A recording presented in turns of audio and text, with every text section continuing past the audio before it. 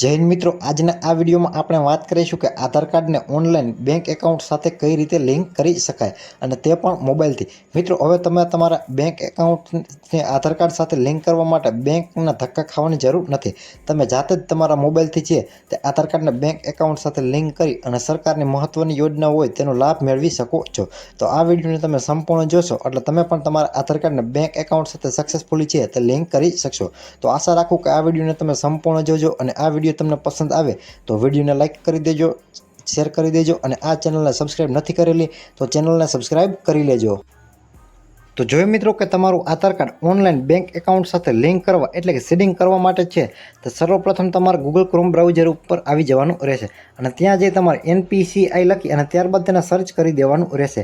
જેવું મિત્રો તમે NPCI લખી અને ત્યારબાદ તેને સર્ચ કરશો એટલે આ પ્રમાણે તમને સર્વપ્રથમ એક વેબસાઇટ જોવા મળશે કે www.npci.org.in. તો આ વેબસાઇટને તમારે ઓપન કરી લેવાની રહેશે. મિત્રો, આ વેબસાઇટને ઓપન કરશો એટલે નેશનલ પેમેન્ટ કોર્પોરેશન ઓફ ઇન્ડિયાની આ ઓફિશિયલ વેબસાઇટ છે. તેનું હોમ પેજ તમને કંઈક આ પ્રકારે જોવા મળશે. મિત્રો, આ એક ઓફિશિયલ વેબસાઇટ છે, કોઈ પણ પ્રકારની ફેક વેબસાઇટ નથી અને આના દ્વારા તમે છે તે ઓનલાઈન આધાર કાર્ડ લિંક કરાવી શકો છો. તો તમારે આધાર કાર્ડ લિંક કરવા માટે અહીં તમને વિવિધ ઓપ્શન જોવા મળે છે. તેમાં તમને કન્ઝ્યુમર લખેલો ઓપ્શન છે તેના ઉપર તમારે ક્લિક કરી દેવાનું રહેશે. જેવું મિત્રો કન્ઝ્યુમર ઉપર ક્લિક કરી દેશો એટલે અહીં તમને વિવિધ પ્રકારના નીચે ઓપ્શન જોવા મળશે. તેમાં તમારે અહીં ભારત આધાર સીડિંગ ઇનેબલ લખેલું છે તેના ઉપર ક્લિક કરી દેવાનું રહેશે. જેવું મિત્રો તમે તેના ઉપર ક્લિક કરી દેશો એટલે તમારું આધાર કાર્ડ બેંક એકાઉન્ટ સાથે લિંક કરવાની એપ્લિકેશન ફોર્મ છે તે તમને ત્યાં ઓપન થઈ જશે. ત્યારબાદ મિત્રો જેવું તમે ભારત આધાર ઇનેબલ ઉપર ક્લિક કરી દેશો એટલે આ પ્રમાણે તમને આધાર સીડિંગ કરવાની રિક્વેસ્ટ નાખવાનો ઓપ્શન તમને જોવા મળે છે. તો મિત્રો આ પ્રકારે તમને એક ફોર્મ જોવા મળશે. આ ફોર્મને તમારે ભરવાનું રહેશે. તો મિત્રો અહીં સર્વપ્રથમ તમારે તમારા 12 આંકડાના આધાર કાર્ડ નંબર હોય તે લખી દેવાના રહેશે અને ત્યારબાદ અહીં રિક્વેસ્ટ ફોર આધાર છે તેમાં તમારે આધાર કાર્ડ લિંક કરવા માટે સીડિંગના ઓપ્શન ઉપર ક્લિક કરવાનું રહેશે. જો તમે તમારું આધાર કાર્ડ બેંક એકાઉન્ટ સાથે લિંક હોય તેને અનલિંક કરવા માંગતા હોય તો તમારે ડી સીડિંગ ઉપર કરવાનું રહેશે. પરંતુ અહીં તમારે સીડિંગ ઉપર ક્લિક કરી દેવાનું રહેશે અને અહીં તમે તમારી બેંક જે પણ બેંકમાં એકાઉન્ટ હોય તે તમારે સિલેક્ટ બેંક ઉપર ક્લિક કરી અને ત્યારબાદ તમારે તમારી બેંક છે તે સિલેક્ટ કરી લેવાની રહેશે. મિત્રો, અત્યારે અમુક બેંકના આમાં નામ બતાવે છે, અમુક બેંકના બતાવતા નથી. તો અમુક બેંકોના નામ છે જે નથી બતાવતા એ આવનારા સમયમાં આમાં એડ થઈ જશે. માટે જે પણ તમારે બેંક લાગુ પડતી હોય એ તમારે અહીંથી સિલેક્ટ કરી લેવાની રહેશે. ત્યારબાદ અહીં સીડિંગ ટાઈપ તમને પૂછવામાં આવી રહ્યું છે. તો અહીં તમારે છે તે ફ્રેશ સીડિંગ એટલે કે જો તમારે નવું આધાર કાર્ડ હોય અને બેંક એકાઉન્ટ સાથે લિંક કરવાનું હોય તો તમારે તેના ઉપર ક્લિક કરી દેવાનું રહેશે. ત્યારબાદ movement within the same bank with another account એટલે કે તમારું બેંક એકાઉન્ટ છે તે એક જ બેંકમાં હોય અને તેમાં તમારું બીજું પણ ખાતું હોય અને એમાં તમે લિંક કરવા માંગતા હોય તો તમારે બીજો નંબરનો ઓપ્શન સિલેક્ટ કરવાનો રહેશે.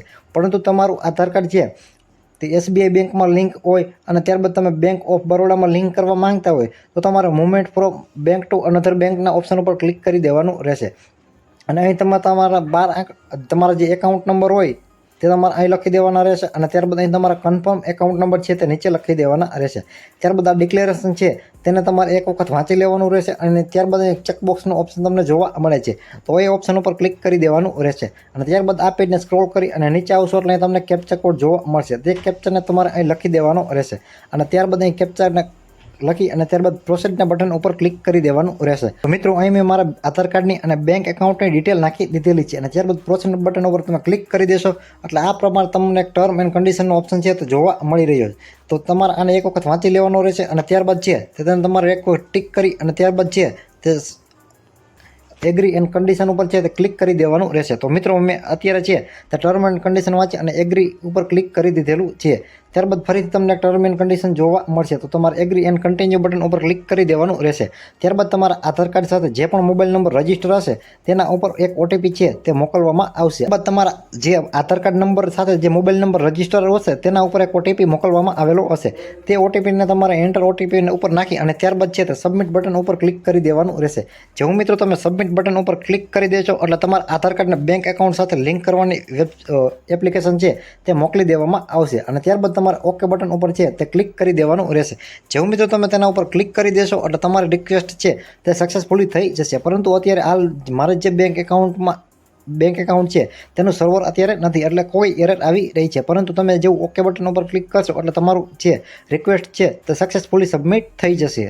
તો મિત્રો આવી જ રીતે તમે એન્જલ ઇન્ફોર્મેશન યુટ્યુબ ચેનલ ઉપર સરકારી યોજના, સરકારી ભરતી, જમીન record, Aadhaar card, Ayushman card, ચૂંટણી કાર્ડ, રેશન કાર્ડ, શ્રમ card, PAN card, driving licence, PM Kisan, I Khedut, digital Gujarat, ઈ સમાજ કલ્યાણ, ઓજસ સંબંધિત તથા અન્ય રસપ્રદ માહિતીસભર વિડીયો છે તે તમે આ ચેનલ ઉપર જોઈ શકશો.